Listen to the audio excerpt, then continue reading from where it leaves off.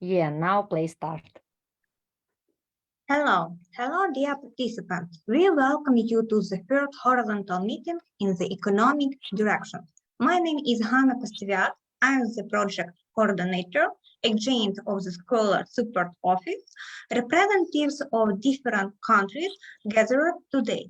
The floor is given to the Doctor of Economic Sciences, Professor Irina Stuller.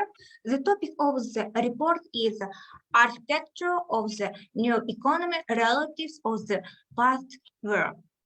Please, Professor Irina. Thank you very much. Hello, dear friend. Thank you for the opportunity to speak here, to speak for you, and to speak today. I represent the University of the National Academy of Management in Kiev in Ukraine, and my speech will be dedicated architecture of the new economy, realities of the post-war recovery. So please, okay, good slide. The architecture of a new economy in Ukraine after the Russian-Ukrainian war will have its own challenges related to the difficult economic, political, and social situation in the country.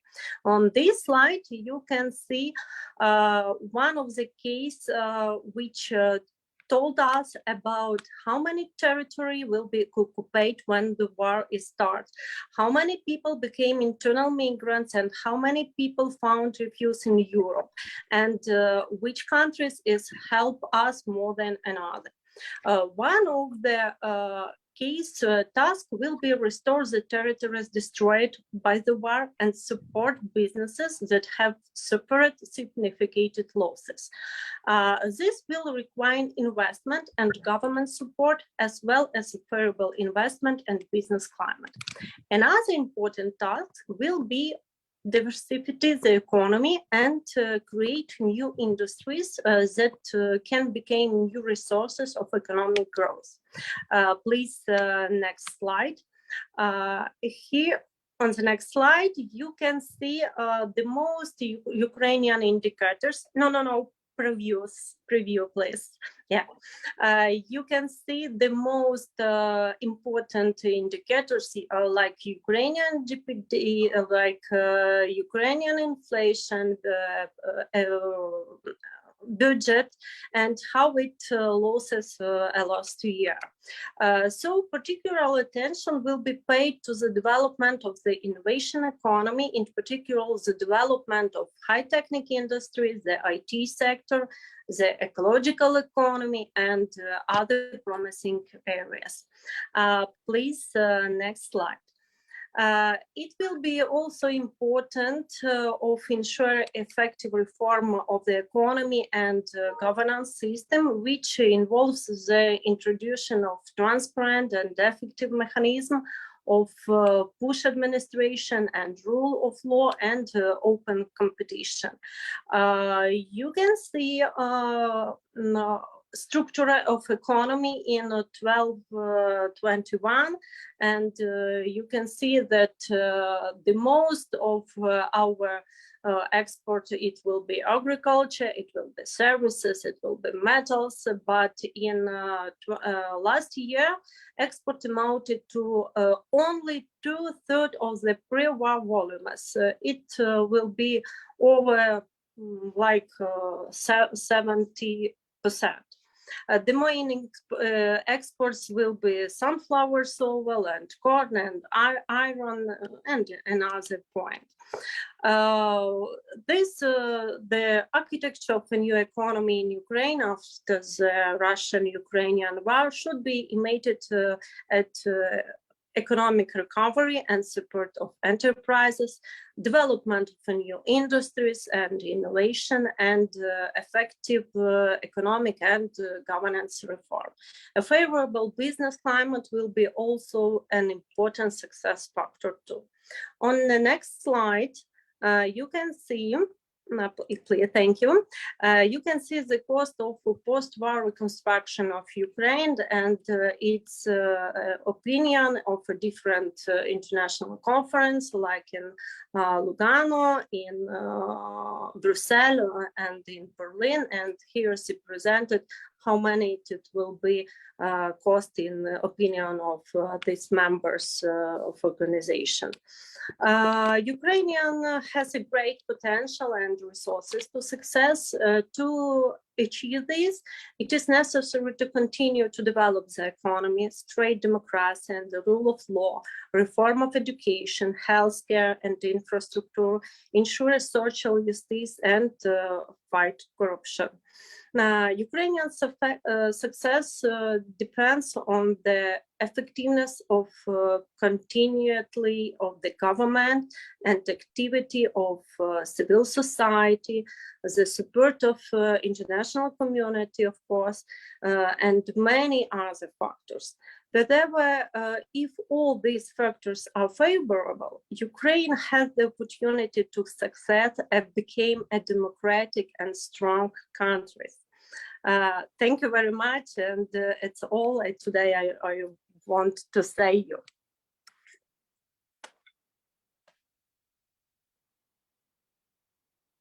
Colleagues? Dear colleagues, do you have short questions to Irina? Very short, because we have agenda.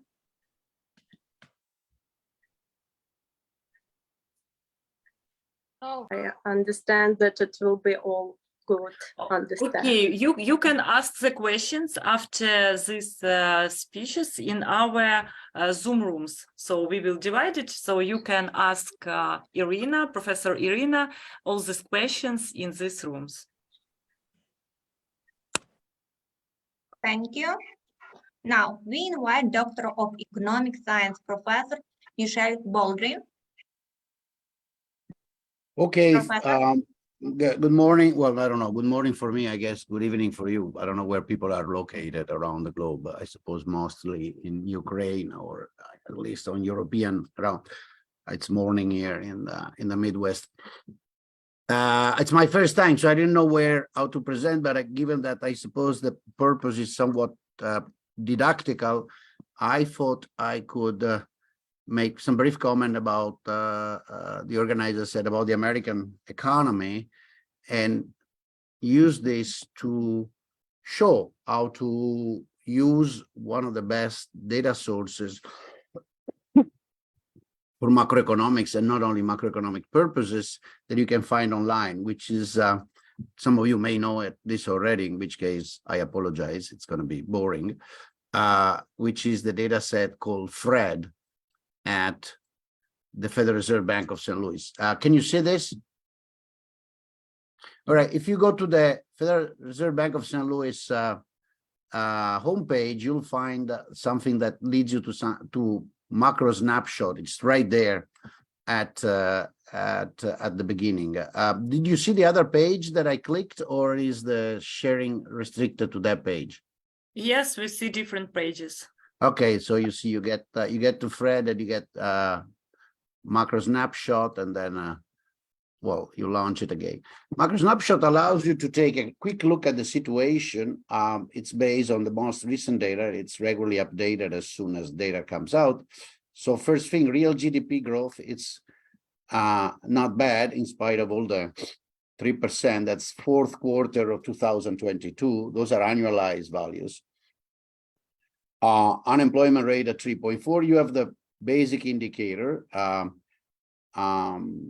the basic inflation for price for consumer expenditure, the core inflation. As you know, there are the ways of estimating inflation. Its trends require computing a general basket of consumption goods and services. A variety of facts suggest that some of them, in particular food and energy, have fluctuate much more than the rest. And so to try to understand the underlying trend for the general price level, there is also a core PCE inflation that takes away the oscillation in energy and foods and concentrate on those items that have more stable behavior, and you see that's lower. And then the federal funds rate that has been raised. If one wants to go deeper, the way to do this is this. This is to look at the data. You can restrict it and get a better picture. This shows you clearly what the ups and down, recent ups and down of US GNP growth, very stable, the growth around 3.2, 3.2, 3.2 until the COVID-induced recession, the big jump back and the return to normality, the moment of perceived crisis in 2022, but now in fact, a resilience with growth rate stabilizing at 2%, around 3% in spite of the raising interest rate. One wants to go deeper, you go here, GDP breakdown, that offers you a bunch of other data. So again, the growth trend of GDP is almost back to trend, not exactly. One characteristics, this is for more scholarly research, of many recessions, where recessions are deep, the same happened in with the 2008-2009 recession, which you can see here, you see. Now I showed you here, I click in max, so it shows you the old time series from 1970 all the way here. Here you can see the big drop of the so-called Great Recession following the financial crisis. And then it recovers, but it's not obvious that it goes back to the previous trend that would have probably brought the ups. It doesn't want to listen to me. It has a mover that would have probably brought to a higher level, but it does recover with a similar growth rate, even if it doesn't fully recover the level. If one wants to understand the situation better, for example, this tells you, the matter of fact, the purchase of goods, both durable and non-durable, is back to its standard level in the United States. In some sense, the economy is returned to a normal behavior. What's not returned to a normal behavior, it shows something that requires investigation, is services. This is the purchase of services. Obviously, services was the one most affected during the COVID-induced recession. Air transportation, doctors, all personal care, all personal service, given that they take place by having people interacting, dropped dramatically. Now they have recovered, but it's like Americans have some backlog going to the hairdresser or something, or they have some trips that they wanted to take back in 2020, 2021. They haven't taken, they're taking them now just to make up. And that's explained a large part of the current inflationary pressure. And you can go look deeper. I'm not going to go through all of it, otherwise my 7-8 minutes will be exhausted quickly. But the point is that you can get deeper on each one of them. The one I wanted to show you, which has quite relevance for current problems, both here and also in Europe, and it might affect Ukraine once, hopefully, the war is over, is that why the unemployment rate has dropped dramatically. And it's in fact pretty much below where it was before the COVID-induced recession. I mean, by a little bit, but it's below. What is relevant is this. People that left the workforce, this is the labor force participation rate, right? This measures the percentage of people in working age, 16 to, forgot if it is 60 or 65, I think it's 65, that are saying that they're either working or searching for a job. So they're participating in the labor market. They have not decided to not work. And as you notice, lots of people abandon the labor market. You know, a drop of 4% in a labor market like the United States, where you have about 150, means 6 million people that says bye-bye to either the job or the research of a job, but they've not come back. I mean, a difference of about a point means about 1.5 million, couple of million people are not there.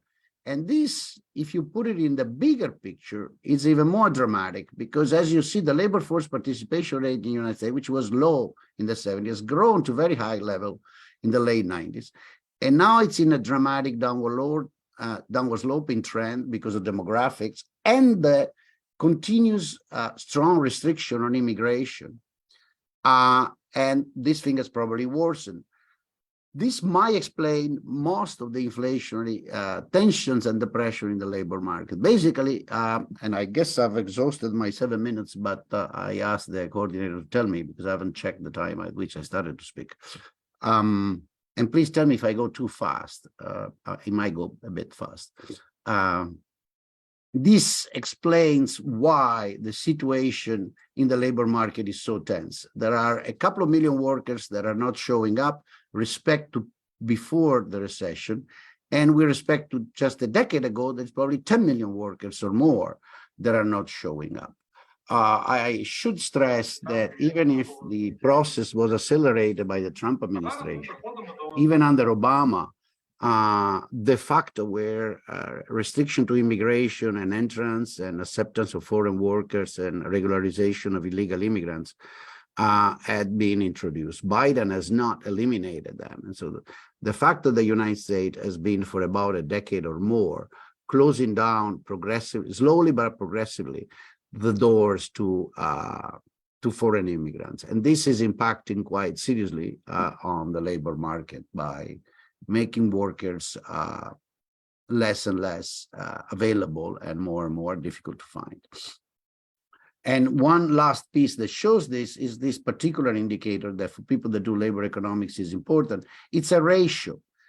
In United States, information about vacancies, that is firms that look for workers, and unemployment, that is people that look for firms, is quite easy to come around, and you can build good indicators of the situation. This takes the ratio between the number of vacancies, offers of job, and unemployment, demands for job. And as you see, it's very high. It's been increasing dramatically after the recession, which means there is a lot of demand for jobs. But if you take an historical perspective, it's even more dramatic. And you see what I was saying about the tension in the labor market. Look, that ratio was growing already before the COVID-induced recession, and a lot. In fact, it was growing dramatically from the last recession 10 years ago. And now it's even higher. It's at a number 2, which is almost double its previous historical maximum, which means this is a completely extraordinary situation. In other words, people that want to work and have the ability should immigrate to the United States. There's a lot of demand for skillful people. I stop here. I just wanted to show, you can go on the site. It's very informative, and there's a lot of little details that one can use to analyze the situation and keep track of it. Thank you.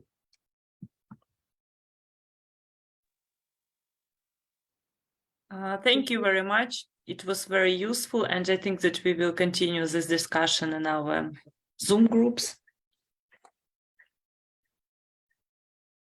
Okay, dear colleagues, so we have session Zoom rooms. Yes, you can see them and their names. So you can go now for groups that you would like to go. You can see here demographics, behavioral economics, finance, whatever you want, and you can communicate. So present yourself. Who are you? What is your scientific interest? And to speak about your future cooperation, maybe some articles, maybe some projects. So please, you can go to these rooms that you want. And how time have? You will have 45 minutes. We will write you when your time will finish.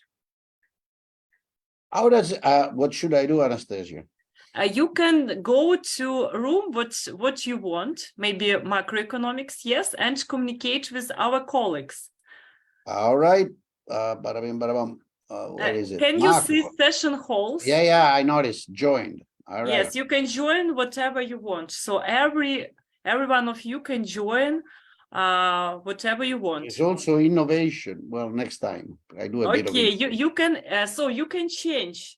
So for this time, for all these 45 minutes, you can change this. I can jump from one to another. All right. Yes, well, you can jump. Yes, to know as many people as you want. So you can show presentations if you want. You can do whatever, just communicate and tell about your investigation. So please don't be shy. I think that we will stop our Facebook translation here. Yeah, it's a good idea.